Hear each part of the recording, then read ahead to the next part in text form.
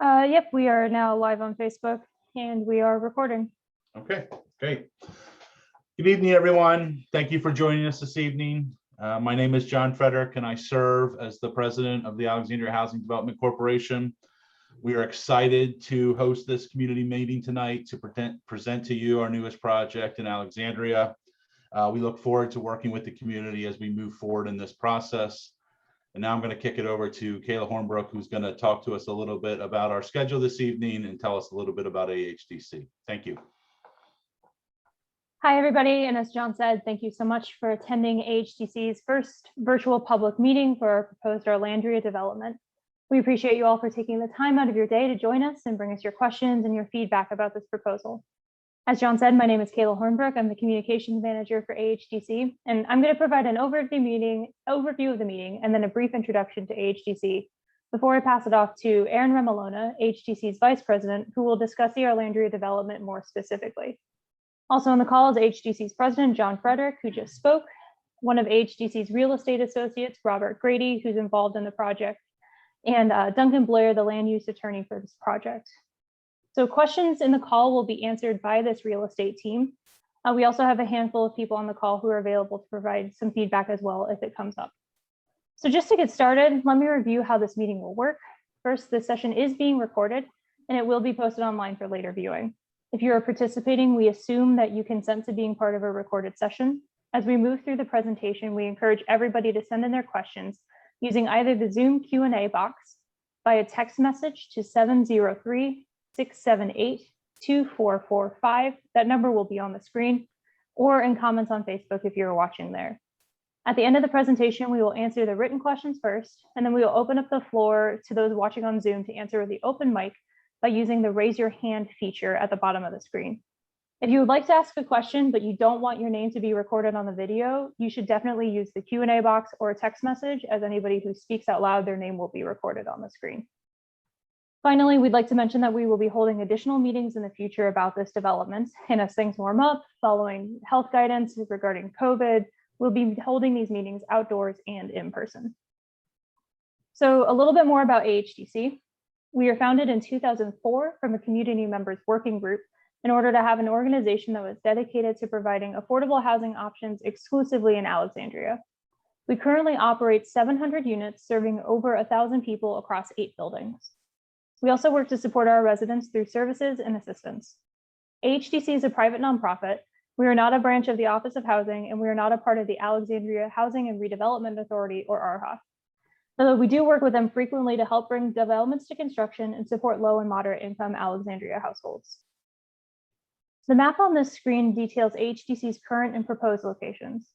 As I said before, we only work within the city of Alexandria, so not in the portions of Alexandria that are actually inside Fairfax County, only within city limits. Because of this, we are a little creative with some of our housing solutions, but we're happy to do so because it helps provide housing benefits directly to Alexandrians. So on the next slide, these images show Ahdc's first 4 properties. The station at Potomac Yard, which was built in 2009, was a unique partnership with the Alexandria Fire Department that built them a new firehouse in Potomac Yard while adding affordable housing above. The other 3 buildings shown here were existing apartment communities across the city that Ahdc acquired and renovated to help keep them affordable for the long term. These next 4 buildings are our more recent locations, and I'm just going to highlight a few of them. Parkstone Alexandria was acquired in early 2020, which will allow Ahdc to convert 244 of its 326 units into affordable housing over time. Second, The Bloom was a partnership with Carpenter Shelter that built them a new purpose-built shelter in their original location, while also allowing us to add 97 units of affordable housing above. All told, since 2004, we have built 235 units in 3 buildings. We have acquired 346 units in 2 buildings and have renovated 119 units in 3 buildings. Lastly, I want to talk a little bit about our resident services. Ahdc believes that helping our residents stay in their units and stay healthy is a part of our mission. Prior to COVID, we did this through community gardening programs, low-cost YMCA memberships, low-cost Capital Bike Share memberships, and other events like Christmas toy drives and senior care packages. Since COVID began, we've pivoted and began an emergency rent assistance program. So far, we've helped over 145 households stay in their homes during the pandemic, coordinating and distributing over $700,000 of rental assistance through federal, state, and local funds as well as through donations provided by the local community. I'm now going to hand it over to Aaron, who's going to talk in a little more detail about the Arlandria development proposal. Just as a reminder, we encourage everybody to share their questions or feedback with us by using the Q&A box on Zoom or by the comments on Facebook. You can also text your questions to 703-678-2445. We'll open up the mic at the end for participants on Zoom to ask questions. So if you'd like to ask your question, please hit the raise your hand button on Zoom. Aaron? Thanks, Kayla. I'm excited to share AHGC's preliminary plans to develop a mixed-use community near the intersection of Glebe Road and Mount Vernon Avenue. When completed, this development will deliver over 400 units of affordable housing and close to 40,000 square feet of non-residential space dedicated to service providers, nonprofits, and locally owned businesses. This evening's presentation will outline the development plan and provide an overview of the unit mix and income levels planned for this project. Ahdc has been in close communication with representatives of Arlandria-Chirilagua community and the city of Alexandria throughout the preliminary planning process. Our objectives are based on these conversations and our experience as a leading provider of affordable housing within Alexandria. First and foremost is our objective to increase the amount of safe, affordable housing in the neighborhood. Our goal is for 100% of the units to be affordable, meaning at income levels between 40% and 80% of the area median income, with an increased focus on units that are deeply affordable. Our current proposal includes over 100 units at the 40% AMI level in response to community needs. Second, we are committed to working hand in hand with the community to ensure the needs of Arlandria-Chirilagua and the surrounding neighborhoods are heard and addressed. To AHDC, this means incorporating feedback from the community directly into the design and planning process early and often. It also includes a continuous effort from our organization to inform and educate the community on the leasing application process throughout the planning and construction phases of the project. A third objective is to improve access to services and amenities in the community by creating non-residential spaces for service providers and nonprofits. As a community-focused developer, we recognize there's a critical shortage of affordable space in Alexandria for mission-based organizations to operate and provide services to clients. Our final objective is to design a project that respects and invests in the cultural identity of Arlandria-Chirilagua that has been established over decades. We are sensitive to the impact a project of this scale will have on the neighborhood. AHDC's goal is to enhance the character of the neighborhood that already exists and create spaces for those that call Arlandria-Chirilagua home to continue to do so. The proposed development site contains 5 separate land parcels on Glebe Road and Mount Vernon Avenue, 3.2 acres in total. The addresses and existing improvements include the former Safeway building at 221 West Glebe, marked as number 1 on the map. Tenants currently operating here are Sherwin-Williams and El Cusco restaurant. 3606 Mount Vernon Avenue, number 2 on the map. The current tenant is Huascaran Restaurante. 3610 to 3700 Mount Vernon Avenue, number 3 on the map. These 3 parcels are a combination of undeveloped land and surface parking lots. One of our goals for the project is to dedicate a portion of the non-residential space for locally owned businesses. AHDC has not yet had the opportunity to discuss the project with the business owners directly impacted. However, we are willing to meet with each of these businesses over the coming months to determine if there are opportunities to return as part of the redevelopment. Our proposed plan is to develop 2 separate buildings along with a new street that will connect Glebe and Mount Vernon. There will be an underground parking garage constructed beneath the larger building, shown in this image as Building 1, and access into the garage will be through the new road. In total, the proposed development includes 460 to 480 units of housing. As mentioned previously, we are planning all units as affordable, meaning between 40% and 80% AMI. Due to the large size of this project, our plan is to build over multiple phases. The first phase of construction will be the underground garage beneath building number 1. The garage will be 2 levels and contain approximately 380 parking spaces. These spaces are intended to cover the parking needs for both Building 1 and Building 2. Our estimated start date for this phase is the spring of 2023. Construction of Building 1 will begin in 2024 and will be fully completed in 2026. The building will include 400 to 420 units and around 4,000 square feet of non-residential space on the ground floor along Mount Vernon Avenue. Building 2 will begin construction in either 2025 or 2026. The majority of the non-residential space in the project will be located on the first 2 floors of this building, approximately 34,000 square feet in total. Ahdc plans to build an additional 60 to 65 units of housing on the floors above in Building 2. As I mentioned, parking for Building 2 will be located in the garage under Building 1.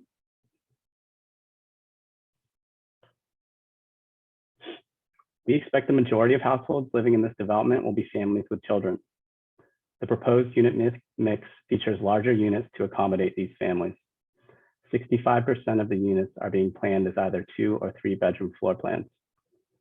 In addition, we have included a significant number of 1-bedroom layouts that include a den space. We are designing the common areas with families in mind as well, planning for indoor and outdoor amenity spaces that will be flexible and serve the needs of residents of all age groups.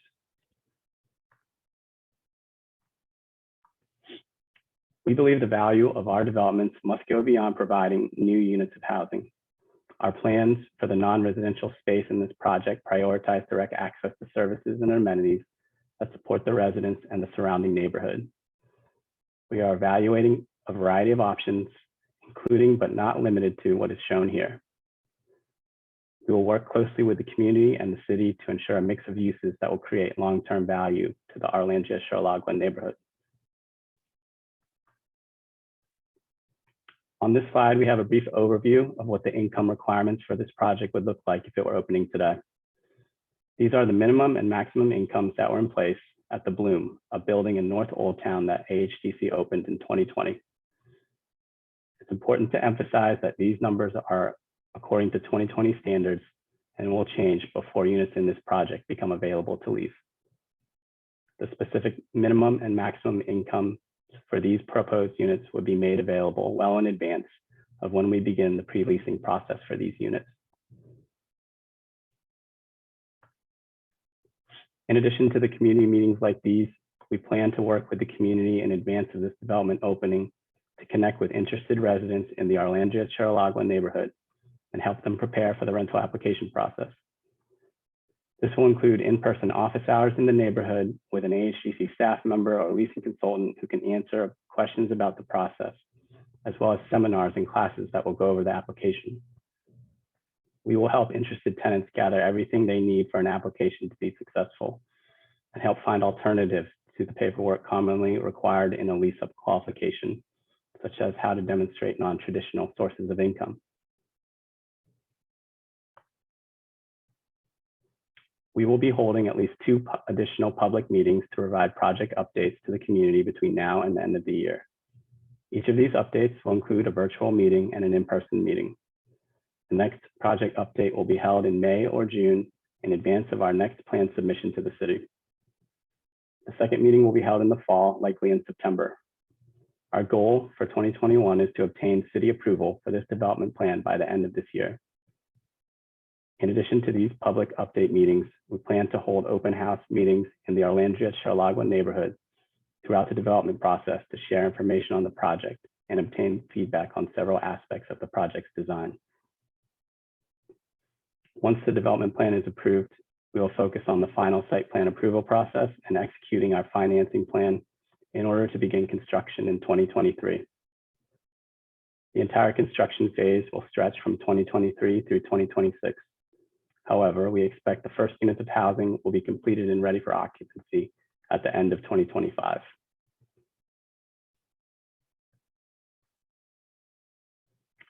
That concludes our presentation, and we'll now be moving on to answering some of your questions. Kayla is going to provide questions from the Zoom Q&A, the Facebook chat, and from any text messages. She'll also be calling on those of you who hit the raise your hand button in Zoom to ask your questions on the open microphone. Just as a reminder, you can submit questions anytime through the remainder of this presentation. Any questions we do not get to before 9 p.m. will be answered and posted on our website afterwards.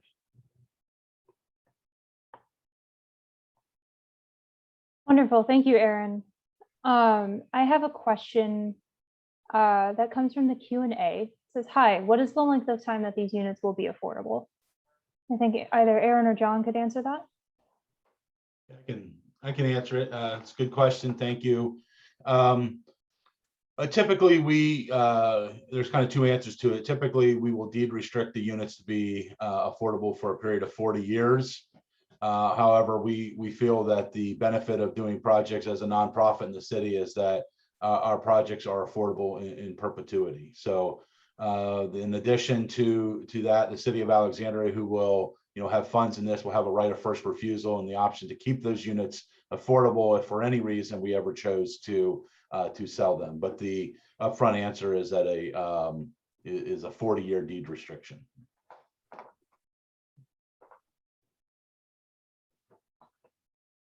All right, so these questions come from the Zoom chat as well.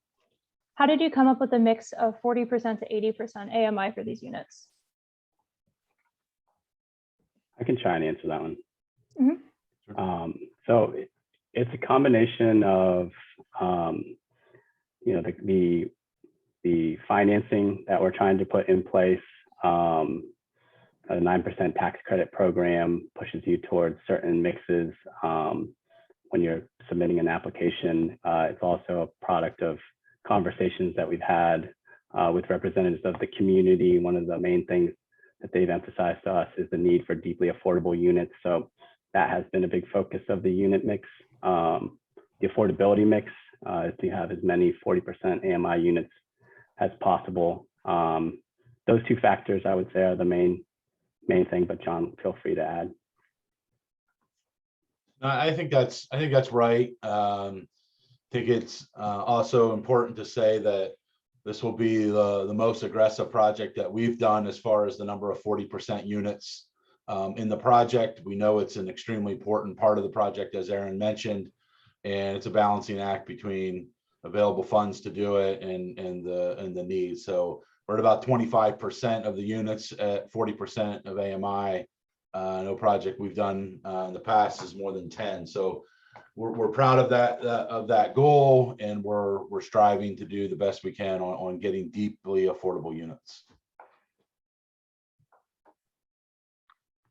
All right, so this question asks, will the current residents of Arlandria have a preference for these units, residents of Alexandria as well? I'm sorry, Kayla, I missed that. Could you repeat the question, please? Yeah, not a problem. The question asks, will current residents of Arlandria have any preference for these units? And then the question goes on to clarify, would residents of Alexandria have a preference as well? And these questions came from the chat, but if you'd like to place these questions in the Q&A as well, that way other participants in the webinar can see them. But I will answer questions from both. Nobody's getting ignored. No, it's a really great question. It's something that we've been talking a lot about. Let's first state that our goal is to provide and create housing for those that are living in the neighborhood now. That is our goal.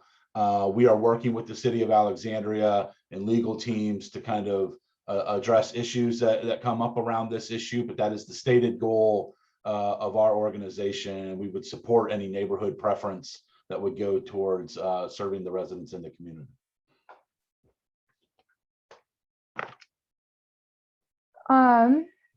Question from the chat asks, what do you expect the financing for this project to look like?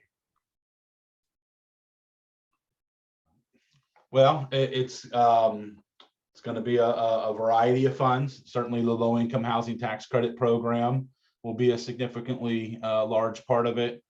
Usually about 50% of our projects are funded through the tax credit program.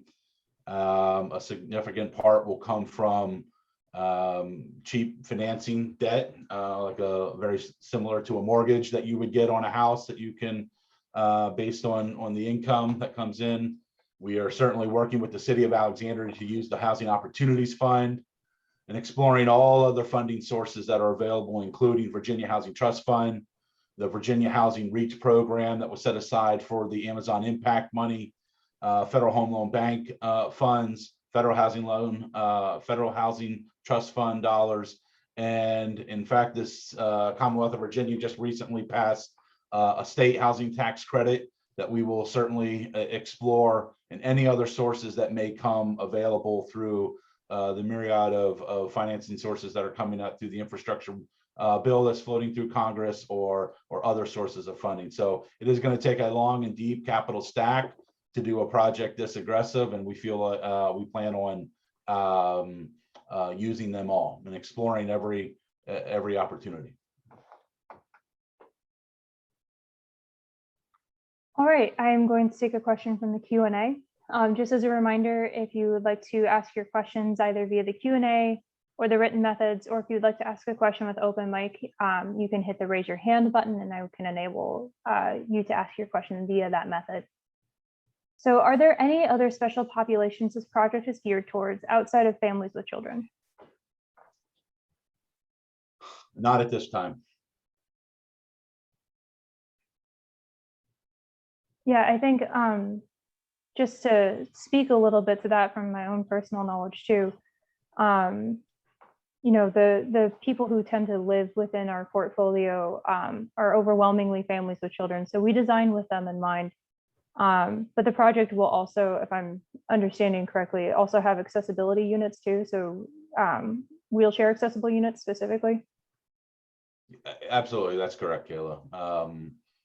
Yeah, we will design several units that are fully accessible, roll-in showers, et cetera. In addition to that, just under 50% of the units, I think it's like 40% of the units, are also one-bedroom units. And so if you look at our population as a whole, we certainly have single households, elderly that live in our buildings. Even though they're not specifically geared towards the senior population, we certainly have a senior population that lives within our product, and would envision that would be the same here. This question says, from an architecture perspective, 10 stories at this intersection will be somewhat overwhelming. Is the city's thought that this property and the Delray Tower, is the city's thought that between this property and the Delray Tower, that it's time for a Delray Arlandria-Chirilagua to, quote, grow up?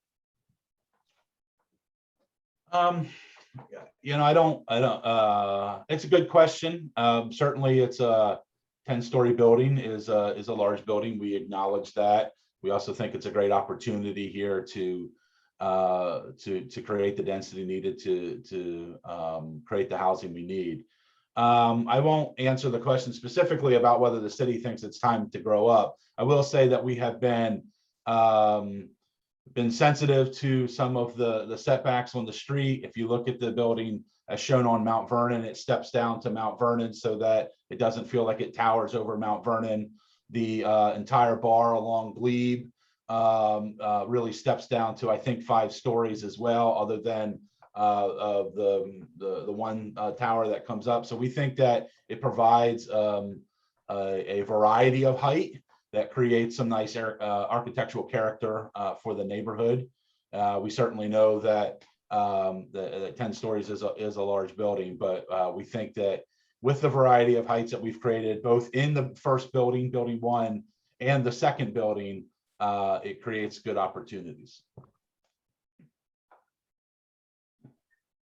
All right, this question comes from the chat. It says, I am concerned about the financial vetting process for potential residents. With evictions on the horizon and have already begun, will that become a disqualifier? No. That's what we do. We work with residents that are harder to house.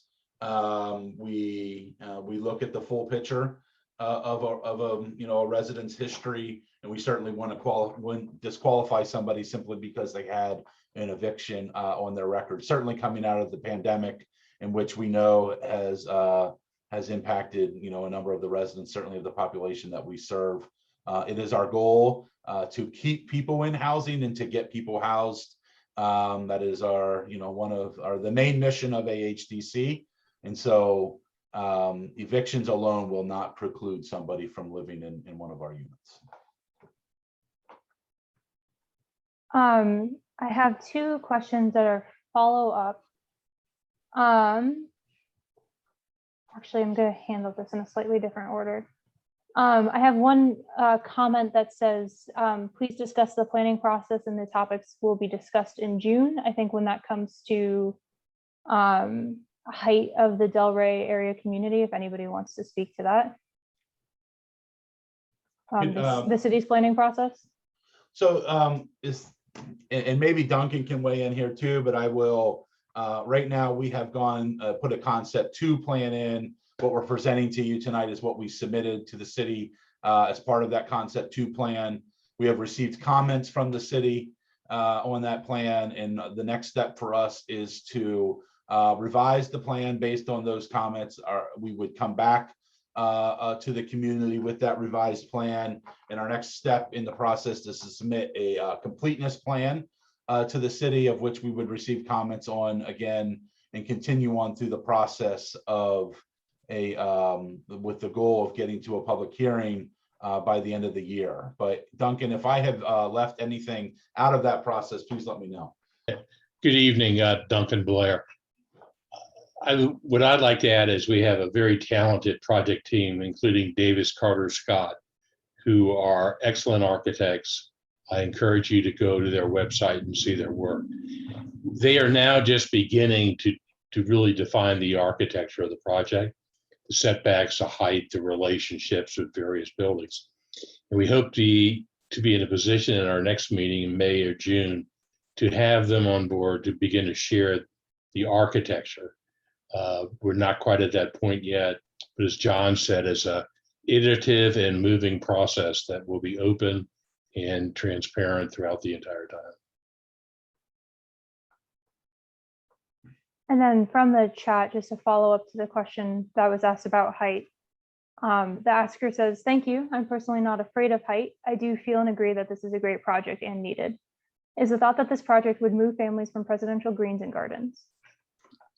That's a tough question to answer. I mean, we think that we know that there are folks that are underhoused in this area of the city that have larger households living in, one bedroom dens, and that are paying rents that are higher than what they could afford. And so we certainly do anticipate that folks that are living in this neighborhood, Presidential Greens, maybe Eaton Square, a number of the other apartments around, will end up living in this apartment, but there are in this community, excuse me. But there's no dedicated certain plans that would say we're moving people right now, or relocation plan, if you will, moving one family from one apartment to another, although we certainly think that is of high likelihood. This question comes from the Q&A. It says, what considerations are being given to stormwater runoff? It is a big issue in the Hume Springs neighborhood and in Delray, and the 2 neighborhoods where the project would likely drain through. I think, Duncan, you can speak to some stormwater runoff. Again, Duncan Blair. Stormwater management is one of the biggest issues in the city of Alexandria today. This site has a sewer line running through it. We're working closely with TE&S staff on designing the relocated sewer line. What are the specifications for that? And we're engaged in conversations with the city also on potentially, as this work is being done, are there other things that the city can join in to assist in the stormwater management of the site? Under the current regulations, we will end up reducing the amount of runoff from the site through detention and otherwise, and begin to ameliorate some of the problems that are being experienced.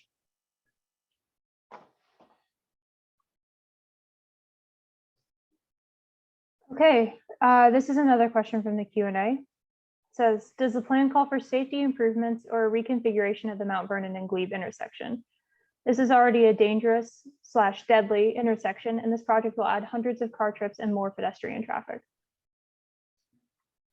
I'll take this. Two things. One, we are not currently planning for improvements at that intersection. However, we are working on a scoping plan with the city, with our transportation engineer, to look at all of the traffic impacts around the property, around the project. I will add that we are adding another through street to this project that will connect Mount Vernon to Glebe Avenue, and like I said, another road that will add relief to that intersection.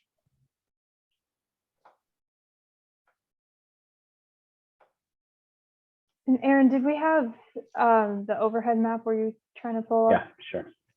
Just to show where that road will be connecting between the two. Right, so you can see where it says private drive, and Aaron is using his cursor. That'll be a new road that we're creating as part of this project. This question comes from the Q&A. It says, what zoning or my apologies, what rezoning or expectations to zoning will be required? That's an excellent question.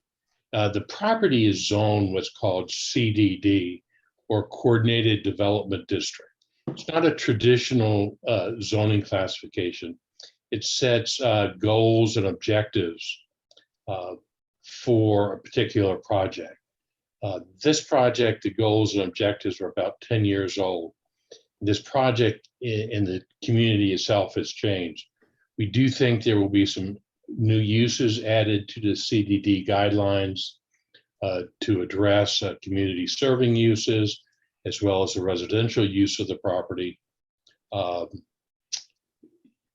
As to exceptions, we are working with the staff closely on whether or not there are amendments necessary to the master plan, really to accommodate changes in the height of the property. Again, we should have a much better handle on the specifics of the zoning characteristics once we really get into the next phase of the design. Specific number of units are assigned, but generally, as far as the broad things, open space, parking, the project in FAR, floor area ratio, the project is consistent with the current CDD regulations.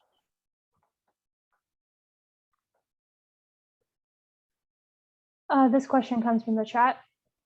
Will this development have street-facing retail spaces at street level so people walking down the street can window shop? Yes, the Mount Vernon, on Mount Vernon, it will definitely all be commercial oriented, whether it's retail or some other commercial use on the street is yet to be determined. And then on the Glebe Road side, we plan on activating the street by placing our leasing office, a number of other community spaces there.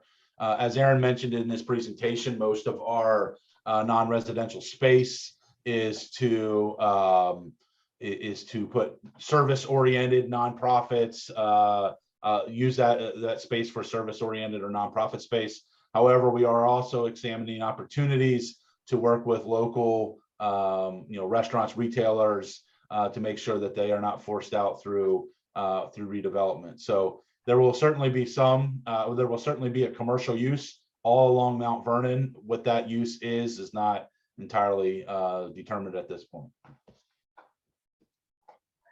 This is a comment from the chat, just kind of in relation to that. Great idea to put housing and other services in a place that is an eyesore. No one will be displaced if the businesses can be reaccommodated.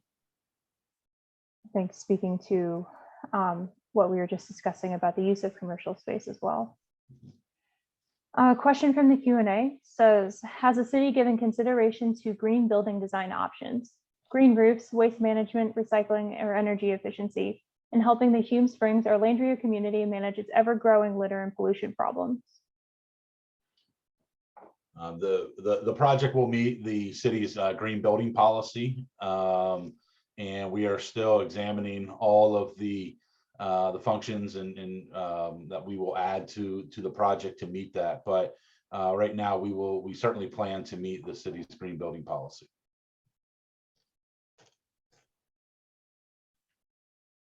Okay, and then this is a question from the Q&A. Sorry, I'm bouncing windows over here. Does the developer plan to make accommodations for the city parking that will be eliminated by building 2? Or is the city thinking that they will replace it somewhere in the area on Mount Vernon?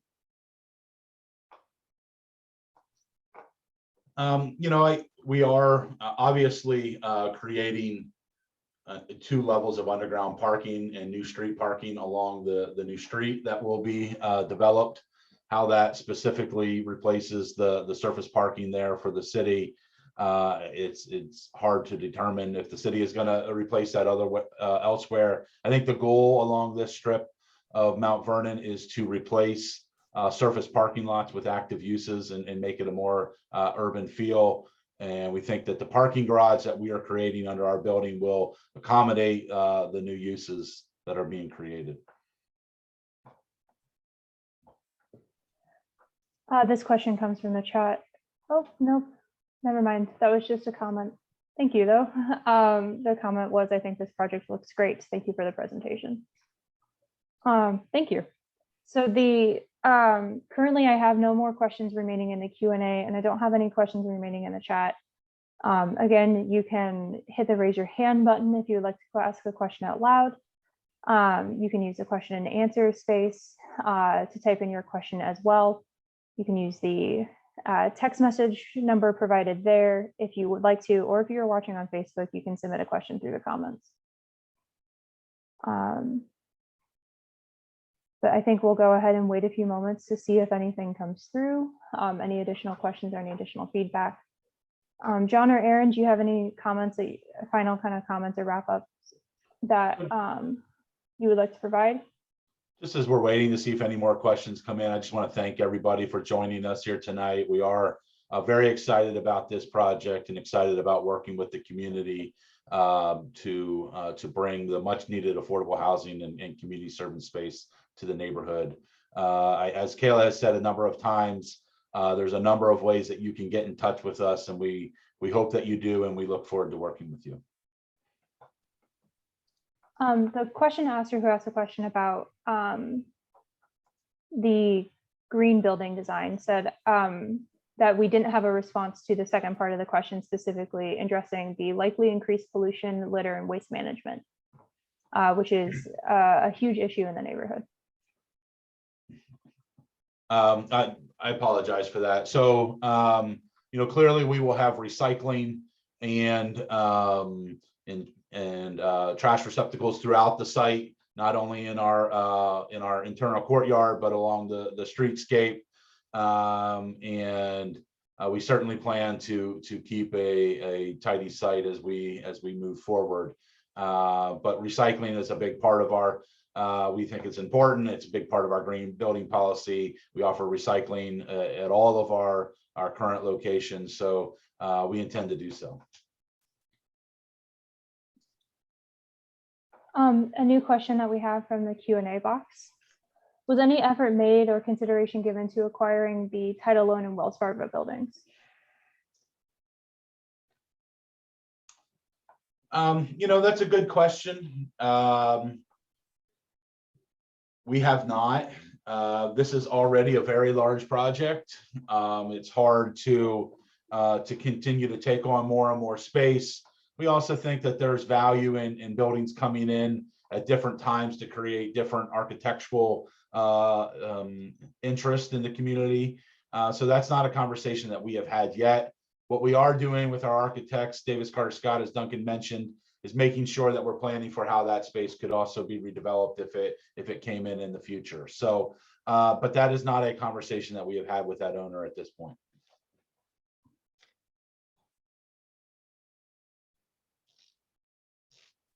Okay, I have no additional questions again, so I think we'll take a short pause here and just make sure that none are coming in. Thank you to all of those of you who attended as well and participated in this session. We very much appreciate and desire your feedback and comment on these projects. As a city-based nonprofit, we rely on the community to talk to us and tell us how they feel about things, tell us what they're looking for. So we are always appreciative of your feedback.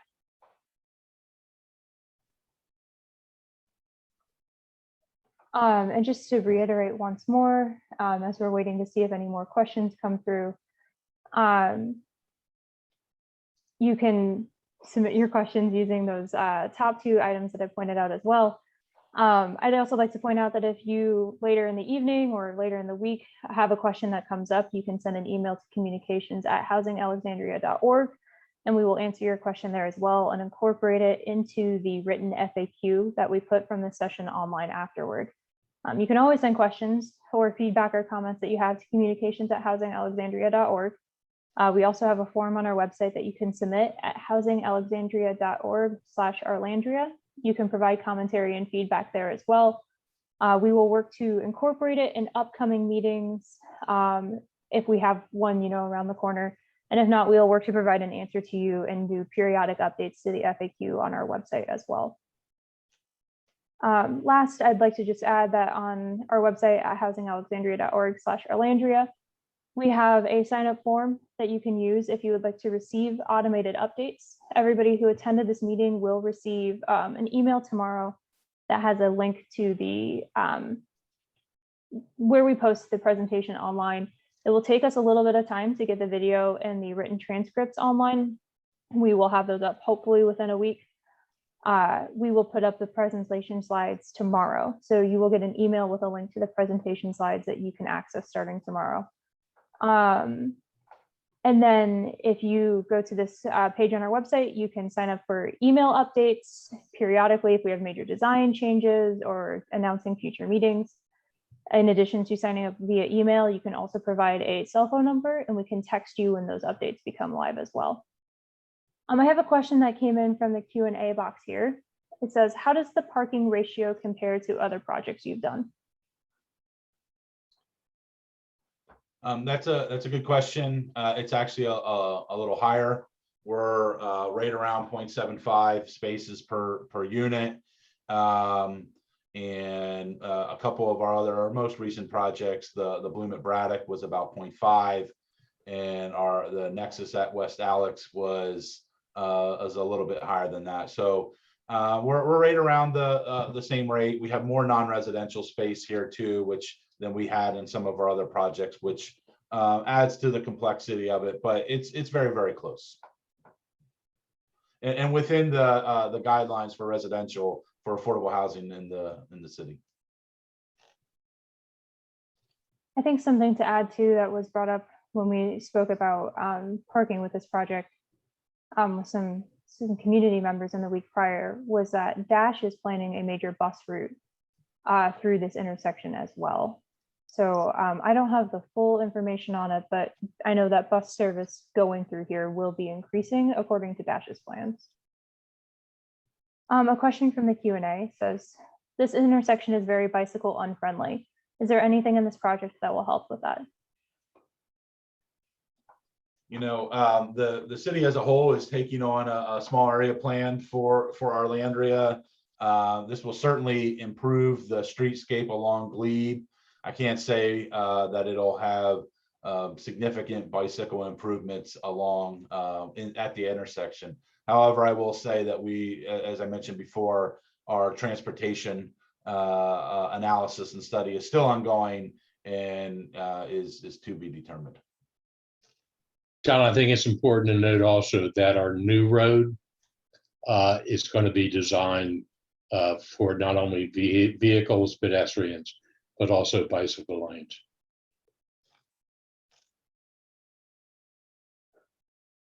This is a question from the Q&A. I eat at the Huascaran restaurant very frequently. How will engagement with them and other affected businesses look like? Yeah, we, quite frankly, we just plan on having communications. We have space within this building. It's a mission of ours to look at how we can keep neighborhood serving retail in the community and in the project. We haven't had those conversations yet, but we certainly look forward to engaging with the business owners in this neighborhood or in this in this project and seeing how we can work together. But we have no specific steps forward yet, but we look forward to those communications.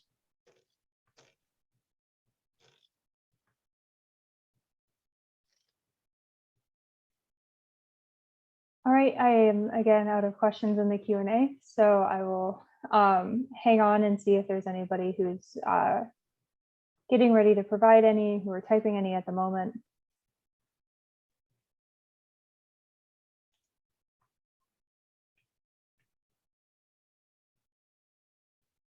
If it hasn't been mentioned already, the written Q&A materials that we provide after this meeting will also incorporate the questions that were asked in the Spanish language meeting last night, as well as this question. The questions and answers from this evening will be provided in Spanish in addition to the ones from last night as well.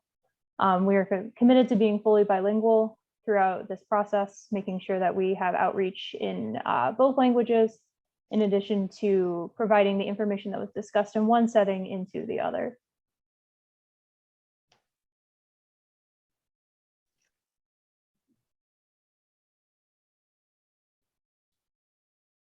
Okay, so I see no more questions coming in. If you are typing them, I will try to speak a little slowly here and give you a little more time. But just to reiterate again, please, if you have questions, if you have feedback, if things come up, if you would like to sign up to receive more materials to be put on a distribution list for whenever we have major updates to share, you can do all that on our website at housingalexandria.org/Arlandria, or just via direct email to communications@housingalexandria.org. We like to thank everybody for taking the time out of their evening to join us here. I know it was a beautiful spring day outside, so thank you for wrapping up your evening with us. We are eager for more feedback and more communication, as always, about this project, and we'll be providing updated information just as soon as we have it. So John, Aaron, any last thoughts or comments? None for me. Okay, wonderful. Thank you so much, everybody. I'm going to close out the meeting here in just a few minutes, but we'll leave this screen up in case you are copying down any information. Thank you so much for attending, everybody. I hope you have a pleasant evening and stay safe and healthy out there. Thank you, everyone. I appreciate your time.